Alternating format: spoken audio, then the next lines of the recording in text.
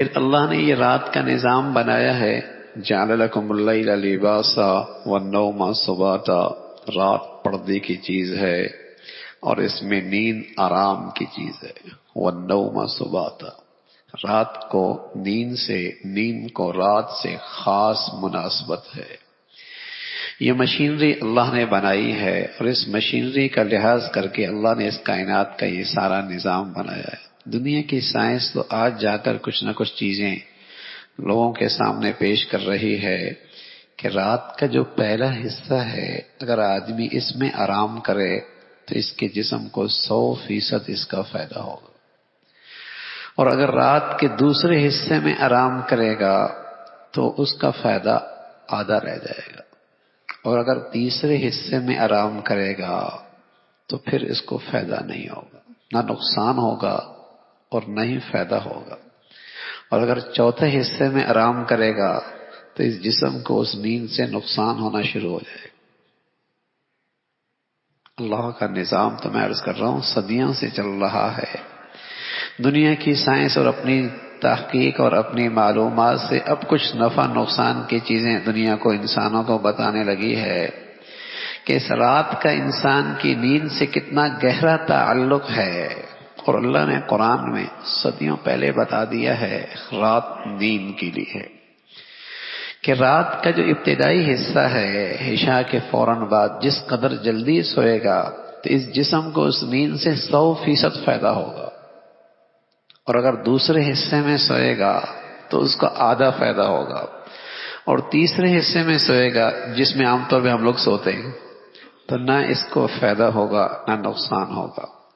اور چوتھے حصے میں سوئے گا جو صبح کا وقت ہوتا ہے، نماز کا وقت ہوتا ہے، اس کے بعد کا ابتدائی وقت ہوتا ہے، اس وقت سوئے گا تو اس جسم کو نقصان ہونا شروع ہو جائے گا۔ وہ سونے کا وقت نہیں ہے، وہ اللہ کی عبادت کا وقت ہے،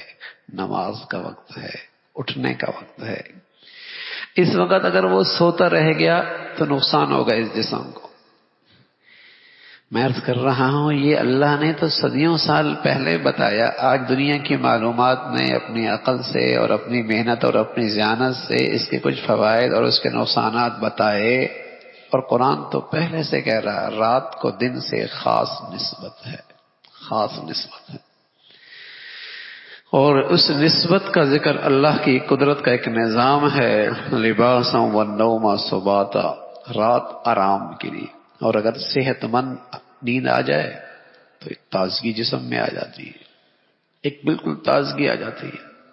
اور نیند اچھی نہ آئے تو پورا جسم ٹوٹنے لگتا ہے، تھکاوٹ ہونے لگتی ہے،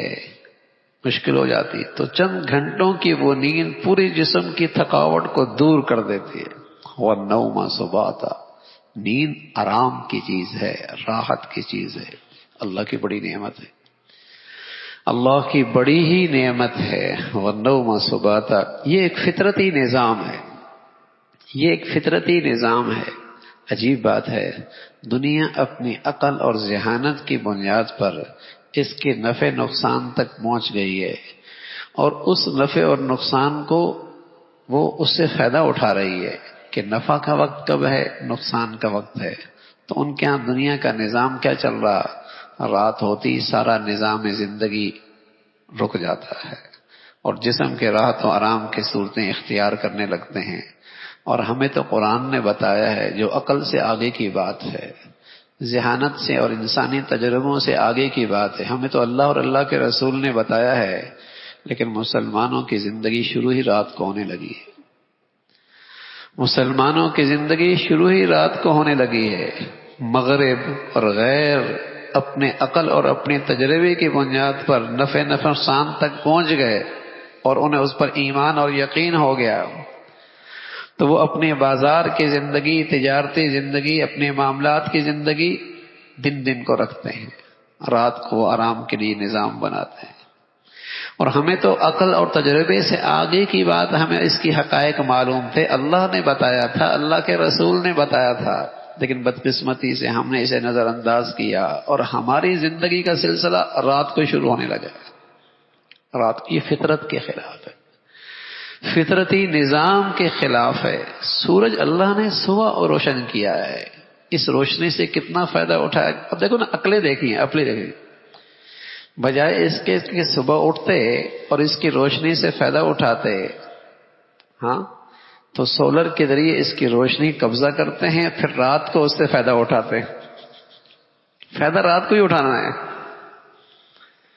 جب اللہ براہ راست روشنی دے رہا ہے تو اس سے کیوں نہیں فائدہ اٹھا رہا؟ اس سے بھی تو فائدہ اٹھائے. سورج واقعی ایک ایسی چیز تھی جس سے فائدہ اٹھانا اللہ نے بنایا ہی اس لیے تھا. اگر صبح جب سورج نکل رہا ہے زندگی کا سلسلہ شروع ہو جائے، اور یہ بازار کس قدر آدمی روشنی سے استفادہ کر سکتا ہے، لیکن ہے اس میں روشنی، اب اس کا فائدہ اٹھائے گا اور پھر رات کو جلائے گا. اور اگر رات کو آرام کی چیز بنا لیتا، سونے کی چیز بنا لیتا، پردے کی چیز بنا لیتا، اندھیری کی چیز بنا لیتا، اور دن میں اس کی روشنی سے خوب فائدہ اٹھاتا، اور کچھ اس کی روشنی لے کر رات کو بھی استعمال کر لیتا، تو بتائیے کتنا فائدہ ہوتا. لیکن یہ اللہ کا قدرت کے نظام کے خلاف انسان چلنے لگا اور اپنے لیے خود مسائل پیدا کر رہا ہے. فطرتی نظام کے خلاف چل رہا ہے، فطرتی نظام کے خلاف، رات دن. تو جس قدر ہو سکے آدمی اپنی زندگی کا نظام بدلے. اگر ہم آج کچھ بدلتے رہیں گے آہستہ آہستہ، کل ہمارے بچے اور بچیاں بھی اس رخ پہ چلیں گے. اگر ہم یہ نظام آہستہ آہستہ خراب ہوتے چلے گئے تو پھر ایک وقت آئے گا ہمارے بچے بچیاں بھی رات جاگیں گے دن سوئیں گے، رات جاگیں گے دن سوئیں گے، اور فطرت کے خلاف ہے. صحت خراب، وقت خراب، زندگی خراب. وہ فطرتی نظام کے خلاف زندگی ہو جائے گی. ہاں، کوئی آدمی رات کو کسی وجہ سے اگر جاگتا ہے، تہجد میں اٹھتا ہے، دیر تک عبادت کرتا ہے، پھر اگر اشراق کے بعد 1-2 گھنٹے آرام کر لینا، وہ نقصان بھی نہیں ہے، اس میں نقصان بھی نہیں ہے. لیکن یہ فجر کے وقت اور خاص طور پہ اشراق سے پہلے کا وقت، یہ ایسا وقت ہے، اس میں فرض چھوڑ کر اور اللہ کی اس اطاعت کو، حکم کو چھوڑ کر اگر کوئی آرام کرتا ہے تو 100% یقینی بات ہے اس کے جسم کے لیے بھی نقصان دہ، اس کے جسم کے لیے بھی نقصان دہ ہے، اس کی دنیاوی زندگی کے لیے بھی نقصان دہ ہے.